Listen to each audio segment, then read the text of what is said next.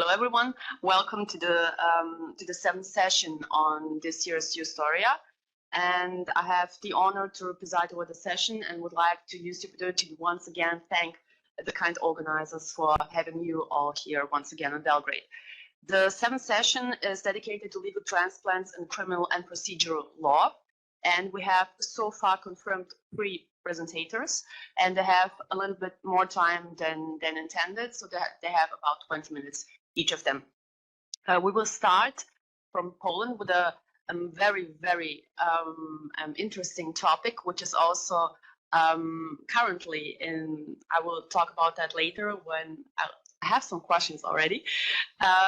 So our first presenter is Agata Starkowska, and her presentation is on the evolution of the term of legal transplant based on the issue of culturally motivated crime. Agata, the floor is yours.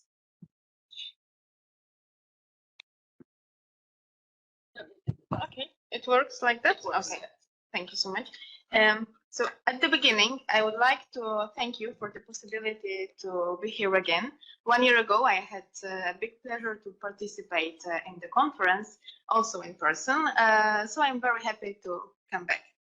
As you see, the topic of my presentation relates to the subject of legal transplants from the theoretical perspective. At first, I'm going to focus on the concept of legal transplant, which was variously developed in legal doctrine and other disciplines, and then I intend to propose a new approach to this issue. A useful instrument for this purpose is the institution of so-called culturally motivated crimes. Okay, so the most common definition of the term legal transplant was created by Alan Watson, and we can find it in his book from 1974, which is named Legal Transplants. Nevertheless, I want to start with another doctrine's representative, Masai Chiba, who is known for distinguishing the 3 dichotomies of law: official and unofficial law, legal rules and legal postulates, local law, and transplanted law. In this perspective, the legal transplant might be treated as the opposite of local legal tradition. Chiba's division is, in my opinion, important because of the non-dogmatic approach to the law system, which is also applied in my research.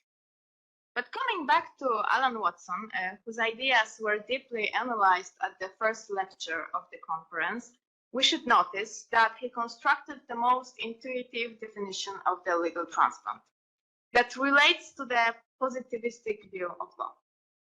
As a legal transplant, Watson understood the transfer of a rule or legal system from one country to another.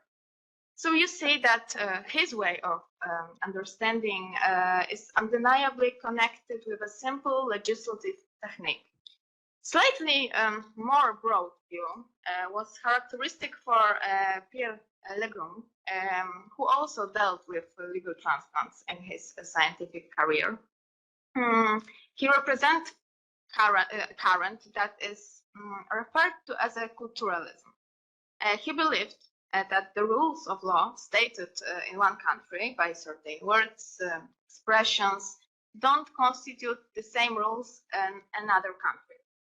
Legrand often argued with Watson because he disagreed that it is possible to use the technique named as a legal transplant, and it stems from the fact that law is rather a matter of interpretation and not legislation.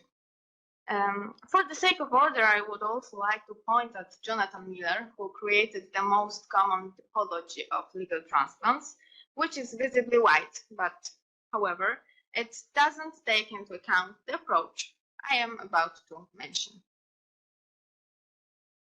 Okay, so actually the impulse to consider and propose an innovating approach to legal transplants was provided by a publication by the representative of Polish doctrine, Jagoda Szpak.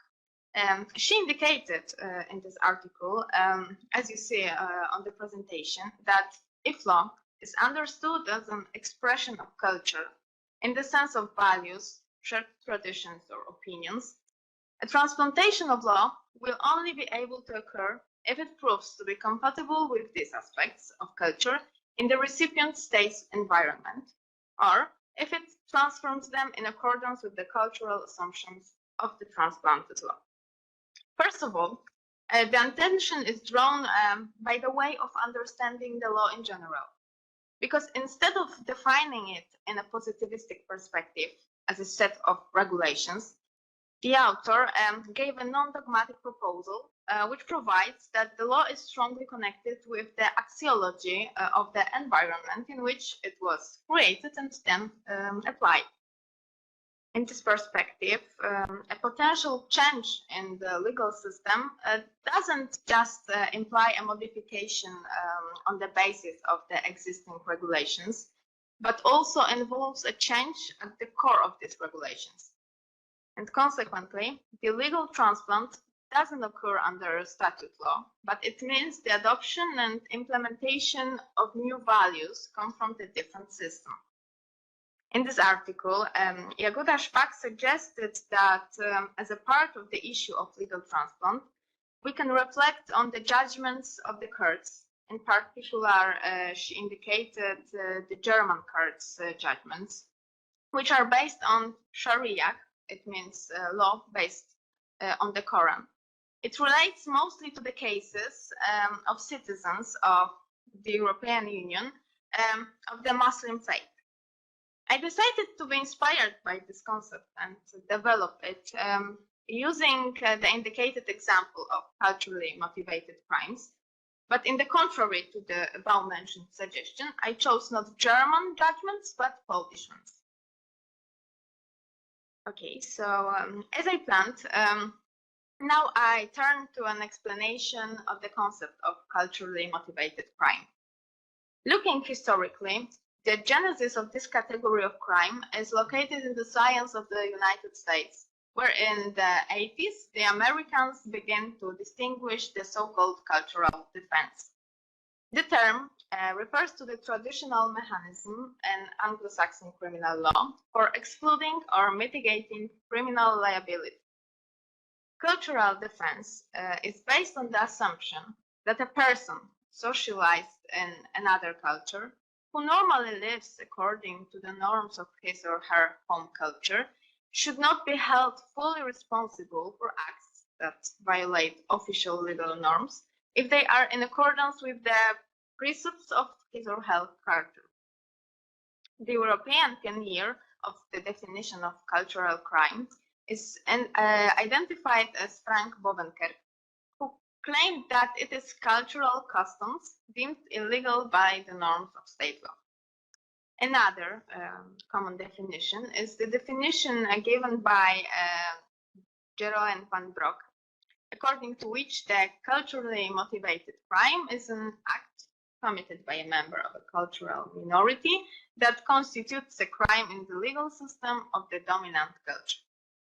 It is interesting to notice that the first of the definitions defines the act through the context of a custom taken from a particular culture, while the second takes the crime as its starting point.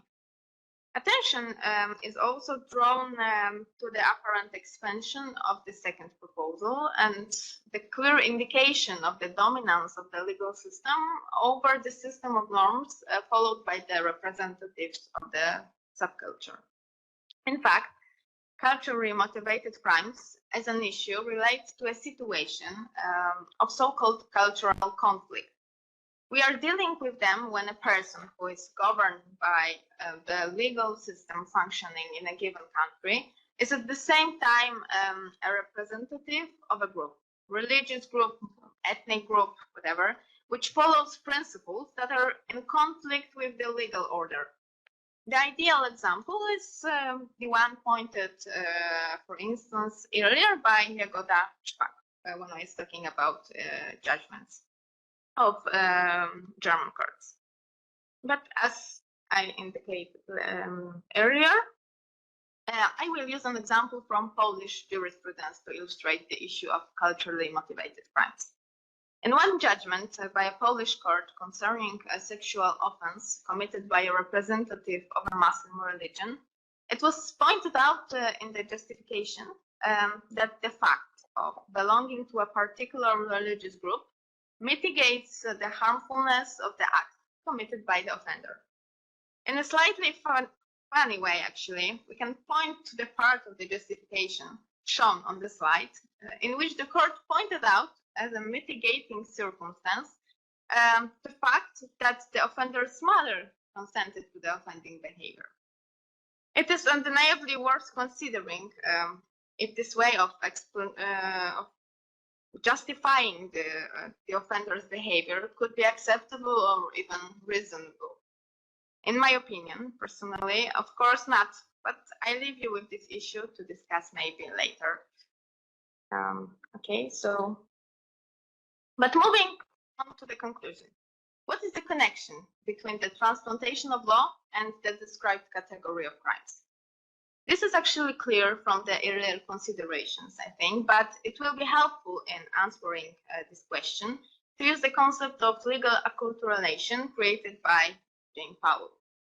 Acculturation is a process involving cultural exchange, usually associated with stress relating to psychological and social problems. Powell used this term describing the legal transplant and its mechanism. And in this view, he undoubtedly touches on the essence of the change being implemented, which is actually based on a process that is deeper than just a legislative step. In this perspective, therefore, we can speak of cultural transplantation, which can take place precisely in the sentencing when it comes to the culturally motivated crimes. And why the approach to legal transplants proposed in the presentation appears innovative? I can actually point at three main issues. First of all, in this model, we have to take into account non-legal normative systems. Secondly, this way of understanding of the legal transplant is connected with the stage of applying the law rather than legislating. And finally, the biggest advantage, we can say, of this approach is that it provides non-dogmatic perspective, which makes that the law appears more as a scientific discipline. And this issue is particularly important for me because, unfortunately, I notice these days that legal studies, also practice, are moving in an increasingly dogmatic direction. Actually, it's the end of my presentation. Thank you for your attention, and I will appreciate all of the questions or comments. Thank you so much. Which you can pose later when we finish with all the four presentations. Now we continue with another colleague from Poland, with Franciszek, Ignacy, Fortuna. I like your surname very much, I have to say, Fortuna. And your topic today is function of legal transplants on the example of the implementation of selected institutions of German criminal law into the Polish Code of Makarewicz. Please, the floor is yours. Thank you for the floor. Good morning, ladies and gentlemen. I'm very happy to be here again. Last year, I was talking about Congress Kingdom of Poland and then in the 19th century and criminal law. And today I will be talking about 19th century Polish lands, but under German influence and in the implementation of German criminal law institutions into the Polish Code of Makarewicz from 1932. So I ask for, okay. As a result of the partitions, as we call it in Poland, the once mighty Poland was divided between three neighboring countries, Russia, Prussia, and Austria, and different laws were applied on territory of each of them. And therefore, after Poland regained its independence in 1918, one of the main challenges faced by the state authorities was to unify the legal system of the new created state. And this also relates to criminal law, of course. Given the plans in 1918 to soon draw up our own codification, criminal codification, the district division was temporarily maintained on the individual partitioning powers. I mean, on the territory of each of districts, areas previously under the control of each of partitioning power, the previously applicable codes were maintained. Can you switch, please? And here you can see, sorry for Polish language, but I will translate it for you now.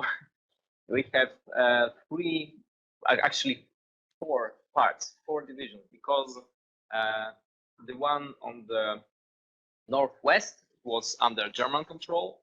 On the south, the name Galicia, it was under Austrian control. And we have two green parts because the deeper green was this territory directly annexed by Russian Empire. And the light green is the Congress Kingdom of Poland, which has slightly different codifications. I was discussing this matter last year.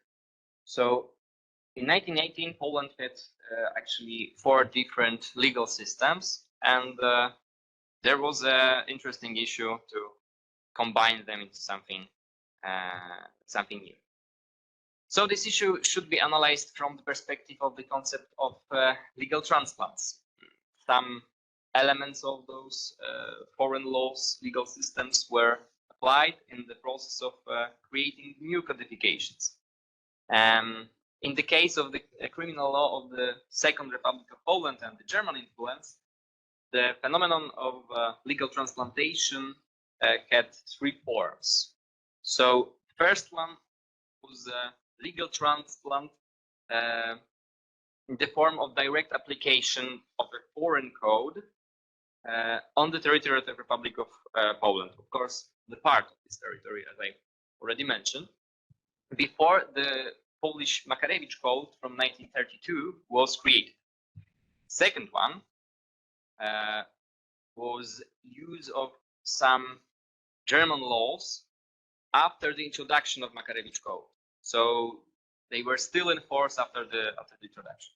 And the third one, the third form, legal transplant here, was that the new Polish code also incorporated many solutions from German criminal legal code, which should also be regarded as a legal transplant, of course.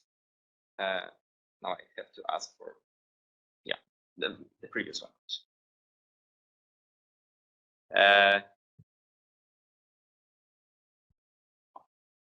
Okay. So first one is direct use of German law in Poland. So as I've already mentioned,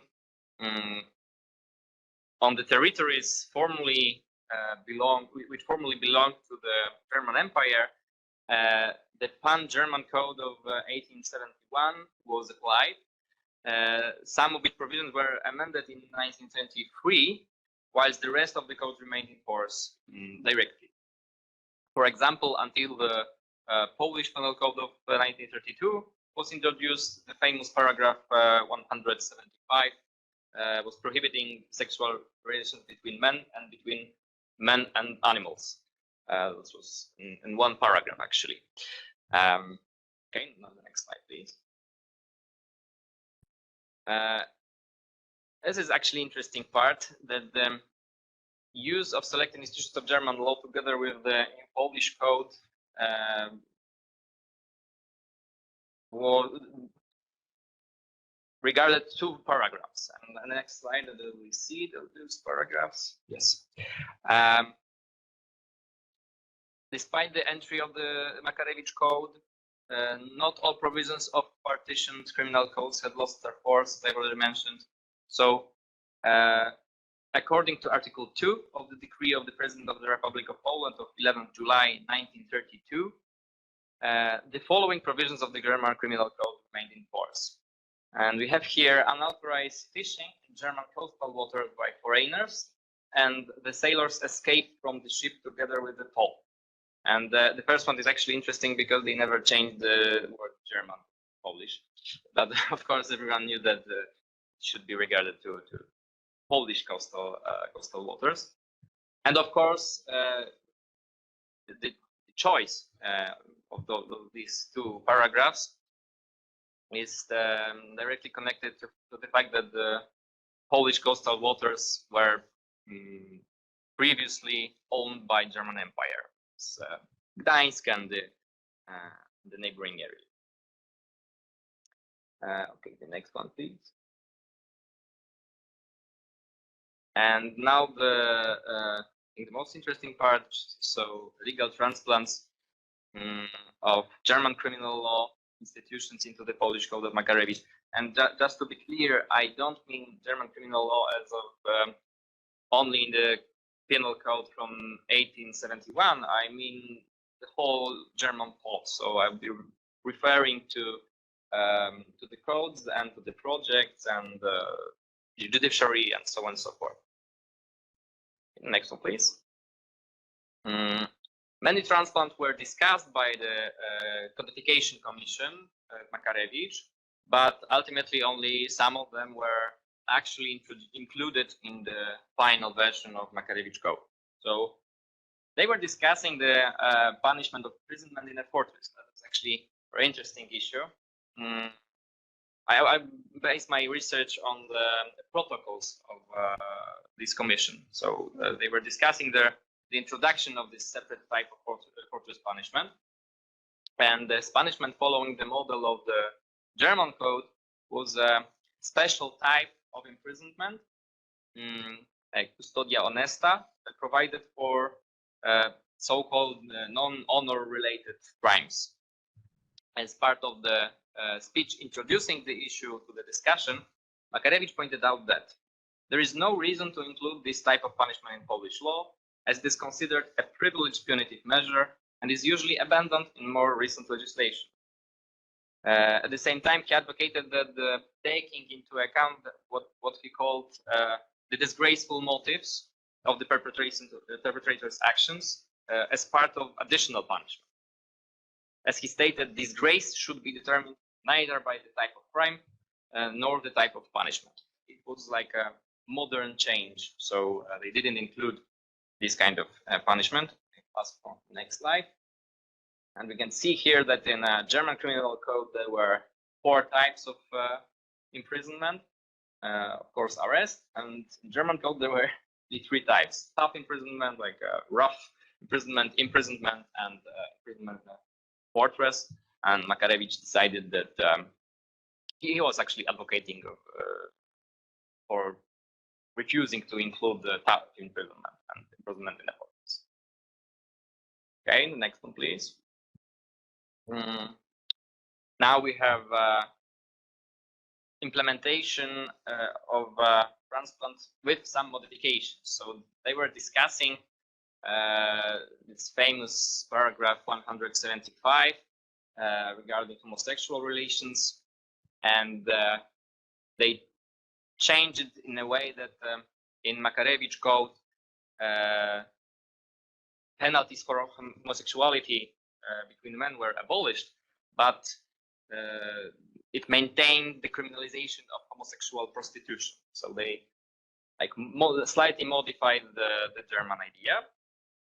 And the third one, please.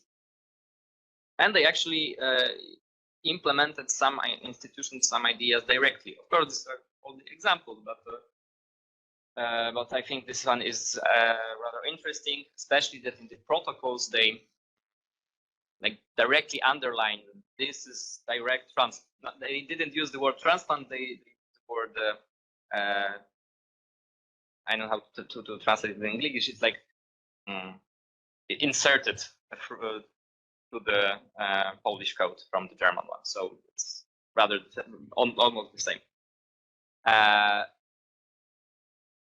The Codification Commission indicated that the provisions on the worldliness of criminal repression from the German code should be transferred to the Polish ground.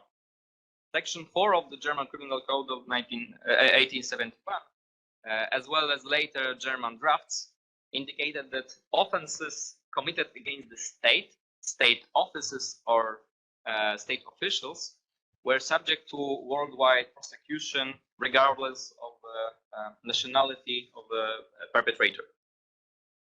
This was used, it was a solution used in Articles 8 and 9 of the Makarewicz Code, together with the division of crimes prosecuted worldwide into those against the state and those generally reprehensible in, as they put it, all civilized countries. For example, trade of slaves, women and children, narcotics or pornography, as proposed in one of the later drafts of the German Criminal Code from 1920s. Okay, next one. And I'm coming to summary. The comparative analysis of these two German and Polish codifications enables us to argue that the thesis that that one of the functions of legal transplantation is to stabilize the legal system. German law has influenced Poland significantly for centuries and has been directly applicable on parts of Polish lands for almost 150 years. So when creating a new state after regaining independence, it was almost impossible not to make use of the previous achievements of German legal thought. Even if we were trying to create our own codification. In addition, the implementation of the achievements of enemy state, which nevertheless had a strong influence on Poland, allowed a relatively smooth transition. So in this case, the phenomenon of legal irritation, which Günther Teubner wrote about in a 1998 article, did not occur in this situation. Rather than smoothly integrating into domestic legal system, a foreign rule disrupts established norms and societal arrangements. It's the words of Günther Teubner. In the case of implementation of German criminal law institutions into the Polish codification, no such phenomenon occurred. The Code of Makarewicz was praised and effectively applied in the Second Republic of Poland. And jurists praised it, among a lot of other things, for the effective and prudent application of relevant regulations from German law. So it's all from me. Thank you very much for your attention. I'm ready to answer all the questions later.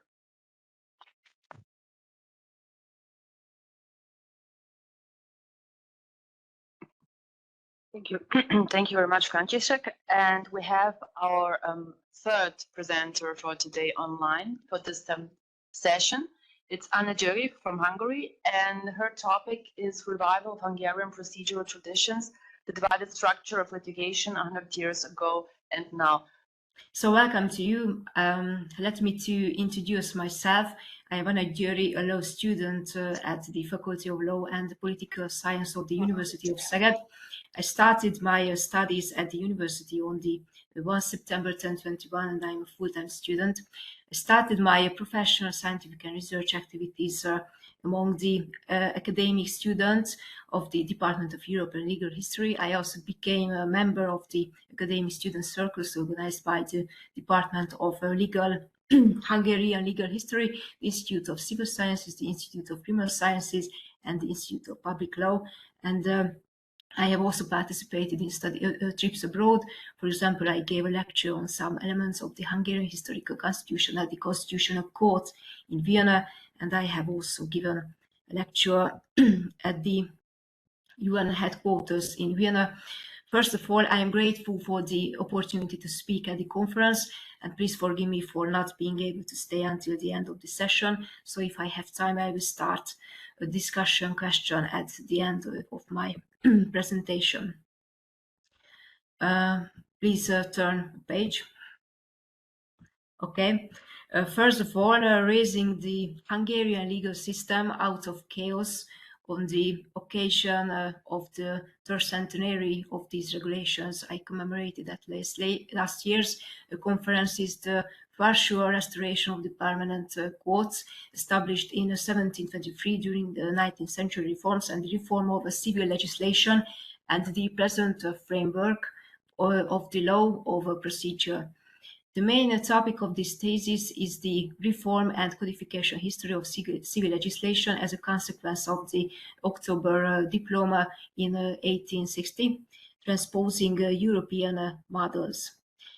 And the characteristic feature on the 12th century in the history of Hungarian law was the lack of legitimacy for the creation of legal rules. The present Hungarian fundamental law, for example, states that the beginning of the constitutional order of Hungary lost on the 19th of March 1944 is considered to be the 2nd of May 1990. And as a consequence of this, more and more spectacularly now in the process of codification in the present day, many have turned to historical traditions to eliminate the previous half century. And nowadays, in a repeated change of era, the reform of a procedural law has embodied a specific situation already known from earlier times, as a result of which the closed type divided litigation system has been reintroduced into the Hungarian legal system once again by the needs of the time. And the justification for this inevitably filled the everyday life of legal life once again. The debates and the topicality of the day know that so many changes have been made to civil, criminal and administrative legislation require review going back a century. This would be important if only because the development of European law, which ultimately led to the division of legislation into 3 branches by the 19th century, appears, even in contemporary literature, to have formed a codificational wall with the legislation of our time. The current framework allows only a brief introduction to contemporary civil traditions and the transposition of European procedural law. The task then is to review the tradition of law that provided the more or less clear-cut procedural law of the civil area during the period of confusion, and to draw conclusions from it for today. The reason why it is necessary to see the history of litigation in a continue is that as the political, social and economic situation has changed over the ages, the role of the judge and the parties in the litigation has changed. There have been times when the role of the judge has been enhanced, and in some ages the other extreme has emerged. The parties have dominated the proceedings. This is one of the key issues in civil litigation, the relationship of the parties and the court to the subject matter of the case, the procedural powers of the parties and the judicial power of the judge. And please turn page. Thank you. So in the 19th century, in liberal Europe, both extremes occurred. While the Western-style liberal litigation model, where the parties dominated the proceedings and the judge had practically no procedural powers to set limits to the parties' right to dispose of the case, e.g. also felt particularly in German litigation, and Austrian and the Swiss, but the Austrian and Swiss codes of procedure maintained the investigative principle with ex officio evidence under the jurisdiction of the judge. In Switzerland, there were cantonal codes of procedure, the most relevant of which I have highlighted on the slide. They preceded the Blows Act of 1911 and served as models in the process of codification and transposition of the principles of the right of the parties to be heard, the principle of mutual hearing of the parties, equality of arms, the principle of trial, service of process, equality before the law, the free system of evidence, system of orality, immediacy, publicity, and the unity of the substantive hearing. Please turn page. Okay. Well, the colors illustrate the liberal transition of the. Please back on the presentation. Okay. Okay. So in short, in the period of the state, namely the period of orders, neighbors, envoys, and so on, parties, and the court themselves shaped the litigation customs, the litigation culture, so to speak, and there was no tangible procedural code at all for the course of the trial until the Austrian Code of Civil Procedure was introduced in 1852, progressive effects of which were undeniably felt in the 1861 provisional rules of procedure issued by Conference of Judges, hereinafter PPL or ITS in Hungarian. Although the aim was precisely to remove the model of litigation law imposed on the country by foreign protesters. Reform of the organization of the law and the codification is procedural law in the civil area was launched based on the principles laid down by the ITS. In the period up to 1869, litigation was again based on customary law, since the National Assembly did not ratify the ITS, but it served as a benchmark for the courts. And the first Hungarian Code of Civil Proceedings was promulgated as Act 54 of 1868, hereinafter PTRS on the slide, which entered into force on the 1st of June 1869. It was otherwise intended to be temporary modeling litigation on the old court system, except for the ordinary oral process. The PTRS was essentially based on the principle of written procedure and the bound system of evidence, and was more similar to the Austrian Code. It should be emphasized that the orality summary process was the appropriate space for the development of Western principles and the realization of the full transposition. Please turn the page. Okay. In 1885, the press published the draft. Please back. Or no, okay. No. So never mind. So in 1885, the press published draft the 6th and the 7th, from which point onwards unpleasant skirmishes began between the two lawyers. Now also before the House of Representatives. The dilemma was between two orders of procedure, two extremes, with Plos's proposal, the Hungarian Code of Civil Procedure, took the German direction, and by 1885 the entire draft of the code was on the table. Emmer would have all brought a French influence, but he did not produce a complete draft. He mainly worked out some aspects of the evidentiary part. Even these proposals did not become law. They remained experimental. Further work was based on the work of Charles Ploss, but the complete reform of litigation and codification continued along German-Austrian lines. And the clear-cut summary procedure was the basis for the regulation of the RPP on the slide. On the slide, the SE and later RPP based on it also concentrated on the generalization of oral publicity, direct negotiation, and the implementation of per concentration. By Western Enlightenment law, the basis for the regulation of the publicity of the trial was the PTRS. The principle of investigation was reserved for the judge as ex officio evidence deadlines were set by the court within the legal framework, and the parties' failure to comply was sanctioned by the rules of procedure by the preclusion.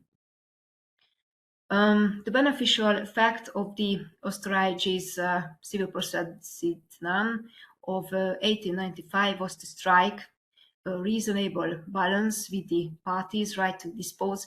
Miklós Kengyel, a famous trial lawyer, also referred to the ÖZPO as the one that struck the best balance in Europe. For litigation is not a battle of the parties, but it is in the state's interest to find the truth, and the parties and the judge must cooperate in this, and the balance must therefore be found between the parties' right to dispose of and the power of the judge. The exaggerated leniency of the DZPO, German Code of Civil Procedure of 1877, served as a warning to blows. And in closing, please turn a page. Okay. The new rules of procedure maintained the investigative principle only in a very narrow context. The court can only truly decide the dispute, can only make a genuinely just decision based on the relevant substantive law if it has the full facts of the case, and can only ascertain the substantive truth. This is what must be sought at all times, but it is an impossible task for the judge to discover exactly what happened between the parties. So in the process of finding out the procedure and not the substantive truth, through the trial court must bring to the attention of the other party statements and submissions the right of the parties to be heard, the right to fair trial, equality of arms, equality before the law, and must allow it to do so, the parties to make oral submissions, to comment on them, to submit motions, to examine the evidence, shall conduct to proceedings by the rules of the court of first instance, and shall as far as possible investigate the facts based on the parties' motions, by the party's right to be heard. And the procedural justice is the result of a fair and just process conducted through procedural law and principles. And the references, please.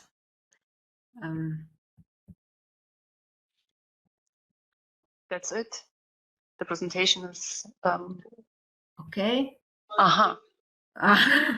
Sorry. Yeah. No. Sorry. Okay. Here we are. Technical problem. And turn, please, because 3 pages of references there are on the slide. Okay, and thank you for attention, and sorry for the technical problems. It is a new platform for me. Okay. As we're adjusting our schedule right now, does any one of you have questions for Anett because she's leaving? If not, then Anett, thank you very much for your presentation. And now we continue with our session with the last speaker for this session. It's Győri from our Faculty of Law in Belgrade. And his topic is legal transplants in Serbian administrative procedural law before the beginning of the Second World War. The floor is yours. Thank you very much, Professor. Well, first of all, I would like to say that I'm glad to be a participant of this conference again, and hopefully it will be held for many more years. Now, my topic is related to the legal transplants in the area of administrative procedure and administrative dispute as the two pillars of the administrative procedural law.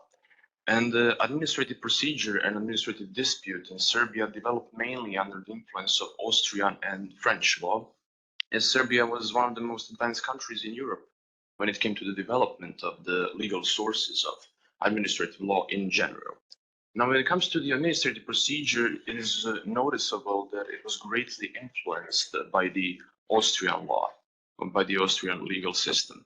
And namely, after the First World War, Serbia, as an independent country, entered the common state of the Southern Slav, the kingdom of the Serbs, Croats, and Slovenians, which changed its name to the Kingdom of Yugoslavia in 1929.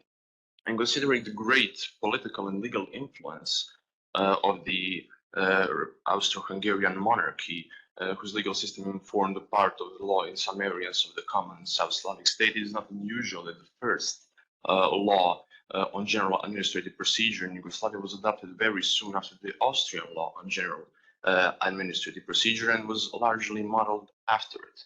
And now when it comes to the codification of the administrative procedure in Austria itself, it was actually carried out for the first time in the Republic of Austria, that is after the breakup of the Austro-Hungarian Empire in 1925. And the legal practice of the Austrian Supreme Administrative Court played a great role in passing this first systematic and comprehensive regulation of administrative procedure, because the administrative dispute in Austria was introduced very early, and its roots date back to the constitutional law on judicial power from 1867, which provided an individual who believes that his rights have been violated by the decision of the administrative authorities can seek protection before the administrative court. And on the basis of this constitutional law, the law on administrative court was passed in 1875, and with that law, the Austrian Administrative Court was formed, and its jurisdiction extended over the entire Austro-Hungarian Empire at the time. And later, after the breakup of the Austro-Hungarian monarchy, a law from 1919 was passed, which established a new administrative court, but compared to the old law, it only contained a different way of electing the judges, and that was the only novelty. So this law wasn't much different from the law of 1875, and due to the lack of codification of the administrative procedure in Austria, it was the Austrian Supreme Administrative Court who had to introduce certain rules when it comes to the administrative procedure itself, and it did that through its practice, and those rules were introduced within the Austrian law on general administrative procedure in 1925. And Austria was the first country in Europe to regulate an administrative procedure, followed by Poland, then followed by Czechoslovakia, and then Serbia was the fourth country, and actually Yugoslavia was the fourth country, because the law on general administrative procedure in Yugoslavia was adopted in 1930, and it was largely based on this Austrian law, and the author of the draft of this law was the well-known Croatian professor and author Ivo Krvek. And that draft with certain changes and additions was adopted on 9 November 1930, and Yugoslav law had almost twice as many articles as the Austrian law, and it's because the Yugoslav legislature introduced numerous provisions that concerned the civil procedure into the law on general administrative procedure. And the law on general administrative procedure from 1930 was in force until the beginning of the Second World War, and it ceased to be valid after the war when the new political and state order was established, but still it had a great influence and laid the foundations of the administrative procedure. And the legal framework of today's administrative procedure in Serbia remained essentially the same, because in 1930 a two-level administrative procedure was established when you could appeal against the decision of the certain administrative authority to the minister, and then the minister would decide, make a decision on that appeal, and before that a certain administrative authority would pass the decision in the first instance. So we had first and the second instance. And now when it comes to the administrative dispute, it's very interesting that it was introduced in Serbia very early, and it was under the influence of the French law. Now, the main reason for the introduction of administrative dispute in Serbia was the fact that the administrative control of administration could not sufficiently guarantee the implementation of the principle of legality.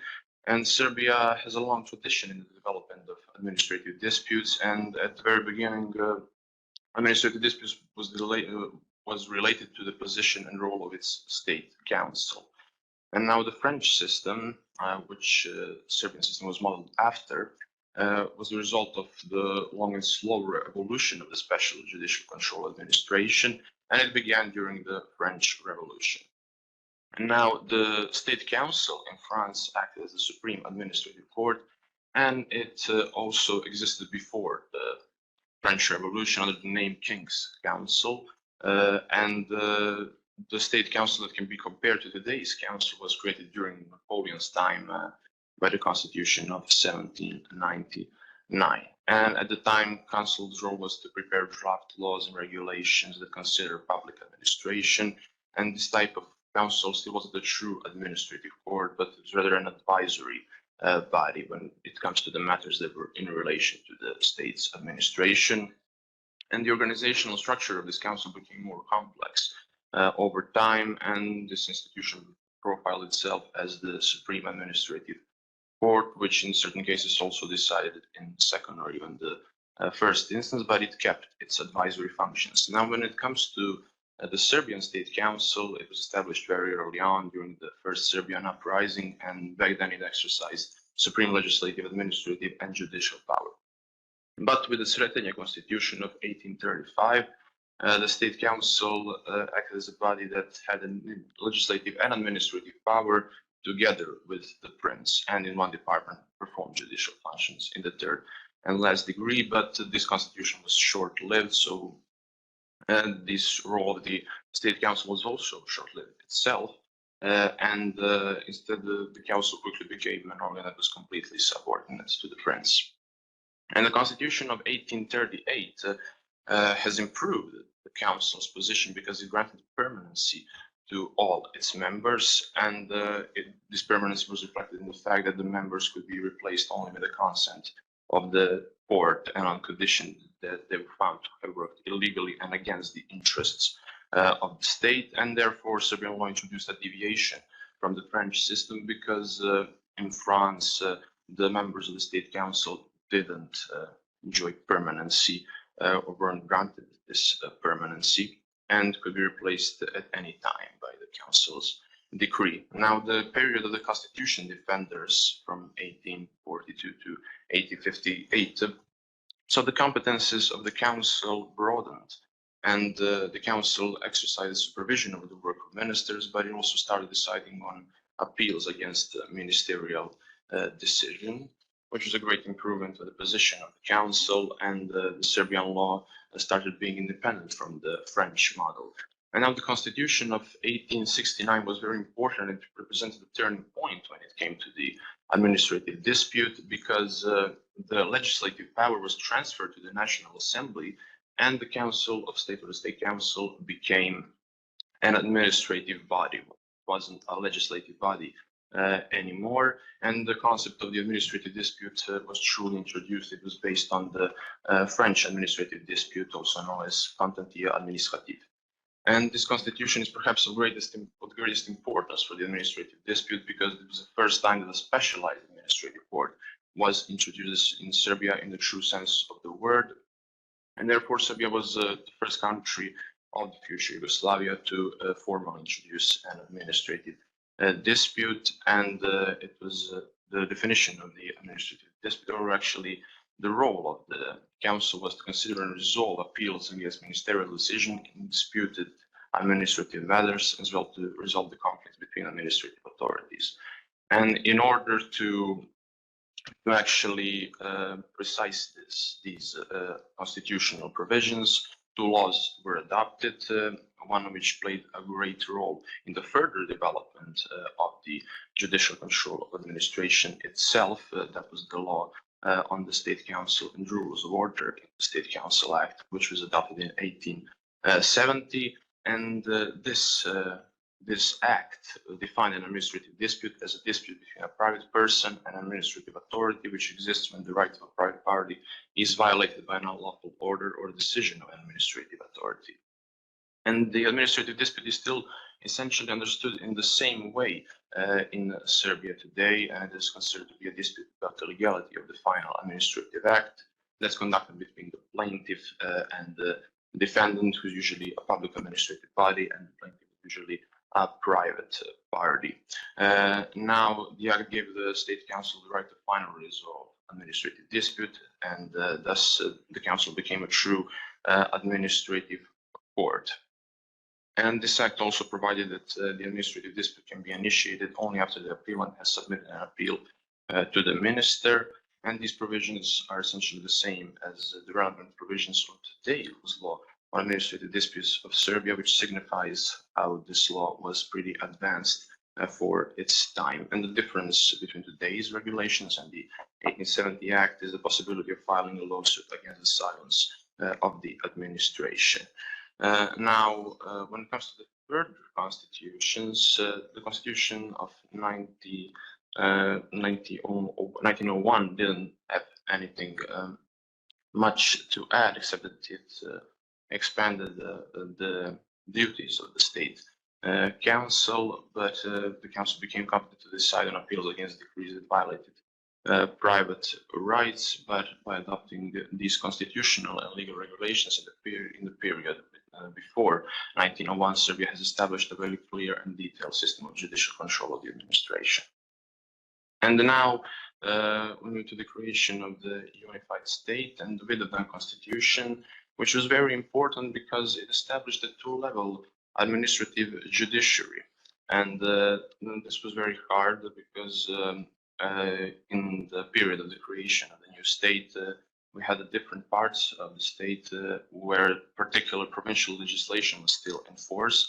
And in order to solve this problem of the legal particularism, not only in the area of administrative disputes, but also in the various other branches of law, the new constitution was passed, and also the new regulations needed to be passed. And now the two-level administrative judiciary was foreseen. It was not introduced under the influence of foreign laws, but actually its introduction was the consequence of the newly established state and the social order. And in order to precise these provisions of the Vidovdan constitution, which established special administrative courts, and there were 6 of them, but I will not go much into detail because I don't think I have the time for it right now.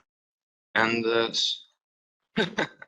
okay, so in 1922, the State Council Administrative Court Act was passed, and it granted the Council of State the role of the Supreme Administrative Court, which is very significant for that time. And again, the Special Administrative Judiciary was introduced, which is a significant improvement given the fact that the newly formed state had a lot more complex structure.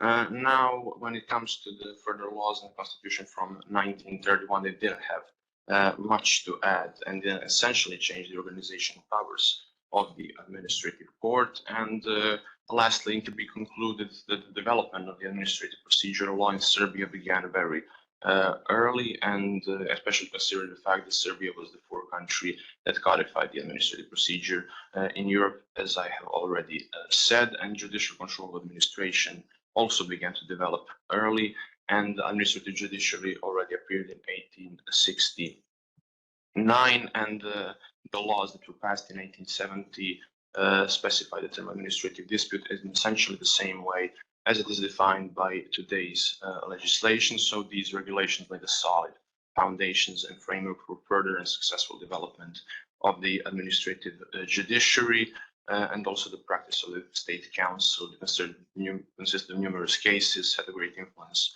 on the lawgiver at the time of adopting the administrative legislation of the Yugoslav state, and due to the more complex state and social order after the creation of the Kingdom of Serbs, Croats, and Slovenians, the two-level administrative judiciary was introduced, and it remained existent until the beginning of the Second World War. So with that, I would like to finish. Thank you very much for your attention. 2 minutes on point. Thank you, George. And with this, we conclude the first part of the session, the biggest part with the presentations. Now we get to the part with the questions. So I have some of them, but before I pose them, you have the opportunity to ask some questions to our speakers. George? Thank you so much for your presentations, and more of a general comment on many of the things we have come to know during these 3 days of the conference is that we need to be really careful when we judge whether or not something is a legal transplant, because we're speaking not only about the reception of law, which is basically this umbrella term for legal transplants, legal irritants, and whatnot. And we're also speaking about legal tradition. And I'm sorry Anett is not with us, because she was most of all the presenters in the topic of legal tradition, not just legal transplants, but also a question for you here, mostly for George and Franciszek. How much do you think that the fact that other foreign legal orders actually influenced Polish law or Serbian law were the question of legal transplants and how much of legal tradition. Because if the part of the country was under German rule for some years and then it became part of Poland, there could be an argument made that it's actually somewhere in the middle between the transplantation or the tradition of law. Thank you. Okay, so if I may answer first. I think in my topic, that depends on the subject I was talking about. So when we are talking about the direct use of German law on Polish territories which formerly belonged to Germany, of course, it would be the case of legal tradition. But during the work of Codification Commission and work on the new Makarewicz Code, this can be only seen as a legal transplant, because the Makarewicz Code was a legal work in its own. So the German parts were just like drops in the sea of Polish legal thought. Let's put it like this. Yes, well, you were right with your comment. Actually, when it comes to the administrative law, it was right in the middle, because the Austrian law and the French law actually basically laid the foundations for the further development of the administrative law in Serbia. So they didn't really influence legal tradition as much as they helped Serbia establish its legislation. So your comment was on point. Thank you so much. Further questions from the audience? Yeah, sure. I have a question to Agata. Interesting judgment you were talking about before. So I have a kind of provocative question, I suppose, about your opinion. Is it justifiable to give such preferential treatment based on the origin of a perpetrator? And doesn't it imply discrimination against people raised in other cultures? In that particular case, for example, Polish Catholic. Yeah. Thank you for the question. As I said, it's a very thought-provoking topic, actually, and I think that we could discuss it more and more hours. But focusing on this judgment, in my opinion, in this type of, everything depends on the situation, actually, on circumstances, and when the court is sentencing, it has to take into account a lot of circumstances and also individual ones, like somebody's beliefs, other things like that. But in general, when it comes to sentencing, I think it is important to find a general standard, because everybody who live in one country, in particular country, agreed to live in accordance to the norms or some rules, legal rules that function in this country. So I think it is rather irrelevant cases like that, and maybe the court should take it into account, but not as visibly as in this judgment, definitely. Thank you for the question. And can I have the question? If I have the microphone. Yeah. You were talking about partitions and two other influences coming from Russia and Austria also. Mm-hmm. Do you think there were, or do you know, there were some similarities or some like when it comes to German law, that influenced Polish law also, some smooth implementations. If I understand correctly, you ask if the implementation of Austrian and Russian legal thoughts were as smooth as it was in German. Okay, so it's an interesting question, and one should probably look at all institutions in Makarewicz Code and discuss whether they were transplant or not, and how smooth they were implemented, but not how smoothly. But actually, there is some differentiation that Russian penal code was amended 15 times during the years between 1918 and 1932. Austrian 6 times, and the German one only once. So I dare to say that the implementation of German code was the smoothest one. I hope that that's your question. Yeah. And I would add to that it's also about the quality of the norms you're implementing. And until today, at least in continental Europe, German criminal law, science as well as judicial practice are the most influential ones, because they go into questions, they dive deep down where others only scratching the surface. So it's something I would maybe call legal pragmatism, to just choose those norms. And by this, let me give some comments on your presentations, and also to pose some questions. Sorry for being biased. I ask questions regarding criminal law. You'll understand that. First, when it comes to Agata, I think your topic is very. It has a momentum right now, but it will become more and more topical in the future.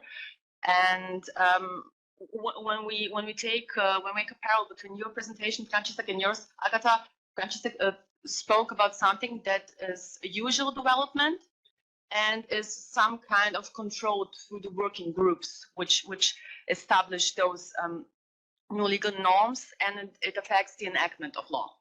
Whereas you spoke about something that is rather unusual and affects the application of law, and in this regard has less safeguards of being controlled in the right way. Regarding Agata, regarding your examples, you mentioned Germany, and right now in Germany we have a new trend which is obvious in many areas of life and law, but it becomes really, I would dare to say, dangerous when it comes to criminal law, and this is some kind of new cultural sensitivity. And the thing you mentioned before that, preferential treatment, I would really call that, I would maybe say this balance going up to discrimination, but right now we're getting really into preferential treatment and into a two-tier application of criminal law, which would be maybe, we could maybe tolerate it when we spoke about some other areas of law, less important, let me say by this, but if we have gang rapes, which are currently on the rise in Germany, and the offenders are disproportionately non-German citizens, who at the same time get their suspended sentence, so really suspended sentence. And it doesn't happen once. It happened. It's really a trend with the and this is explained by the cultural background of those men who didn't know better or treat women in a different way, and this is something to be accepted, to be taken into consideration when sentencing. And I dare to say that this is a trend which will become more important and which will highly depend on the evaluation of the policy of the politics. On the other hand, we have the Istanbul Convention, and in Article 42, it's written that, among other, culture cannot be taken as a justification ground for any criminal activity, tradition, etc., is regarded honor killings, but not only. And the problem here is that this argument, which I would dare to say is a quasi-argument, I personally do not accept it, I'd love, at least not to such an extent, when someone is acquitted, etc. It happens in the area of sexual offenses, and like predominantly, and this is something that we cannot accept only via this diversity issues or sensitivity or anything else. So this was more of a comment. And also in the future, I mean, it's still a minority issue, but when we have a law of large numbers, then it will actually change. It can change the system in this kind of way through application of law. And you mentioned when you spoke about the advantages, you mentioned that it's a non-dogmatic law. But when we talk of criminal law, it's inherently dogmatic for good reasons. So this is an issue which is very, for me, in my point of view at least, very dangerous.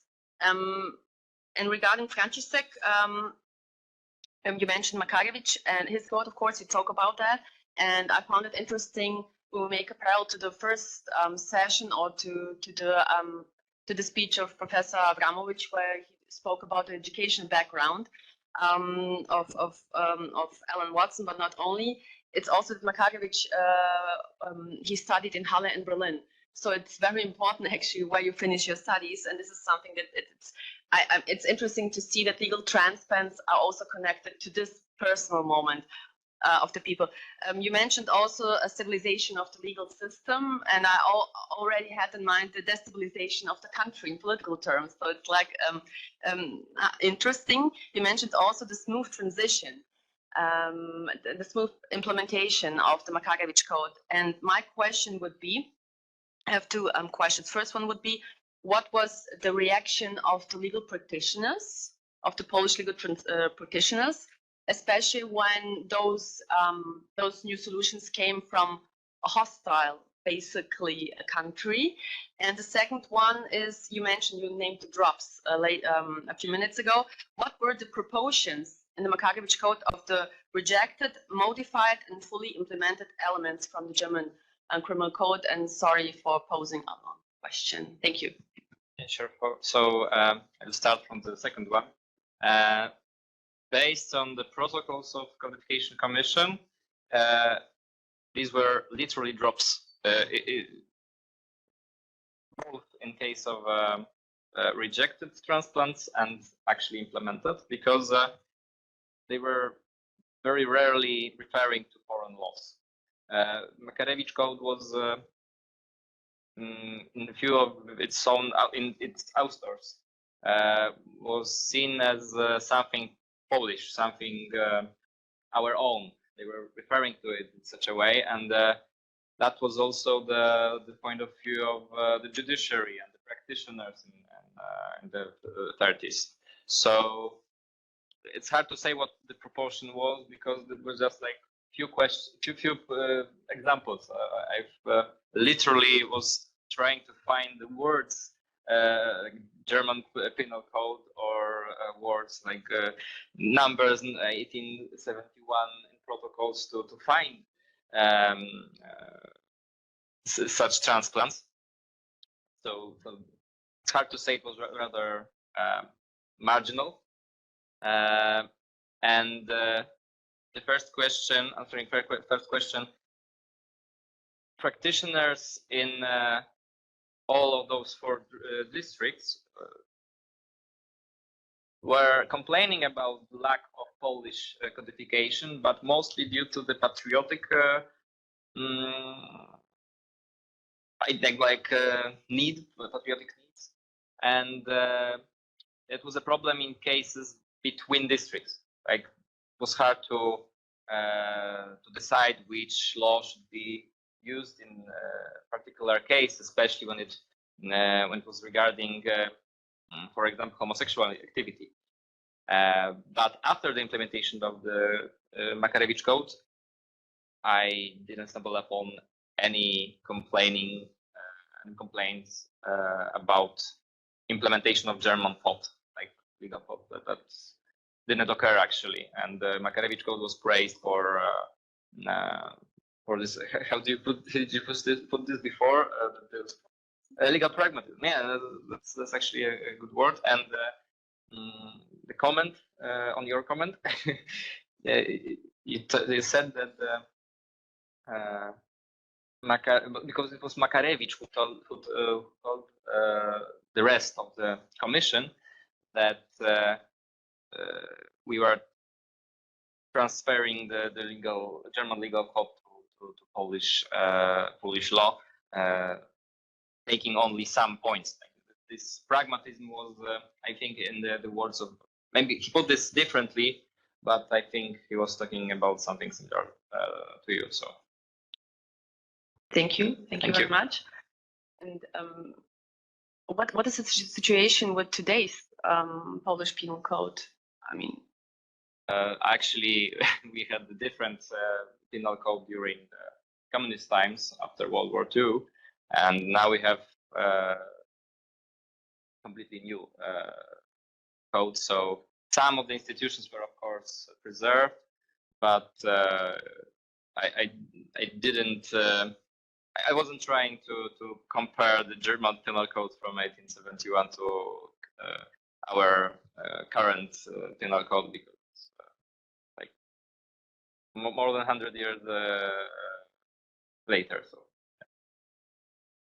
Germans have enacted a new one almost 100 years later, and you mentioned the novels that were enforced in the meantime. Yes, and right now we have a different situation also in Germany, that there are also the criminal law, also the codification. The StGB German is changing actually pretty fast, more than before. So maybe as a new topic for the future to look at the dynamic. Inflation. Yes, the hyperinflation. Yes. Not only inflation, but really hyperinflation. Yes. Thank you. Thank you very much. For your comment about my presentation. Okay. So what comes to my mind is that actually there is a question. Where are the limits of legal transplant? Because you said that criminal law is very sensitive discipline when it comes to law, and I also think that everything depends also on the type of the crime, because as you said, the crimes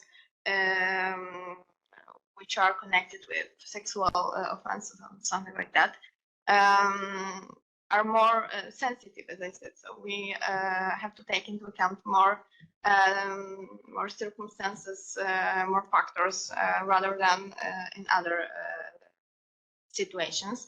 And the second thing which came to my mind is that actually the big role could be played by education when it comes to law, because when some minorities would be taught somehow how the legal system looks like in the country where they live, it could be very helpful to provide safety and just the awareness of the legal system that functions in the country. So maybe that comment on the comment.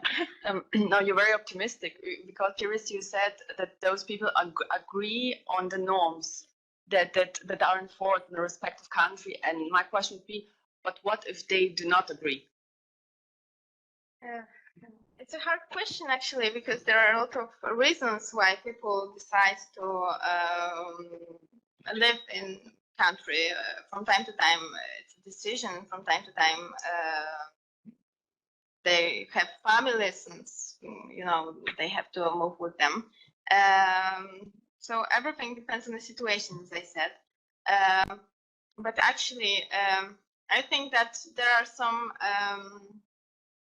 very I don't know how to say, very gentle situations, gentle moments, and we have to be very, very reasonable when we decide, when we sentence, like court judges. to find the best solution. So as I said, we have to be very aware of the circumstances and the factors like the offender and someone who is a victim, of course. And you know, I think education could be helpful for those people who actually didn't decide to live in a country, but they had to because of, I don't know, families and something like that. So maybe for this group of people, the education could be a solution how to provide their knowledge about the legal system. I agree. The problem is that the perpetrators are adults and they're already socialized and formed in the country they come from, and they come especially to Western Europe, especially to Germany, for obvious economic reasons, and they do not leave the culture at the frontier. They get with it, and they do not even have the consciousness that there might be something different. If you come to Germany, the first thing, you do not think about the legal system. You think about, I don't know, how can I get accommodation, etc., so on. And what comes at the end, of course, you're not allowed to kill, but all the rest is up to discussion. What is allowed? I mean, as I said before, gang rape as a phenomenon did not exist in judicial practice in Germany, whereas right now it's really an issue. It has become an issue. And when it comes to education, it will be good, but for the kids of those, for them currently, it's too late, I dare to say. And it's something that we have to look at in a realistic way. We have good intentions, but however, we also have to know what we deal with.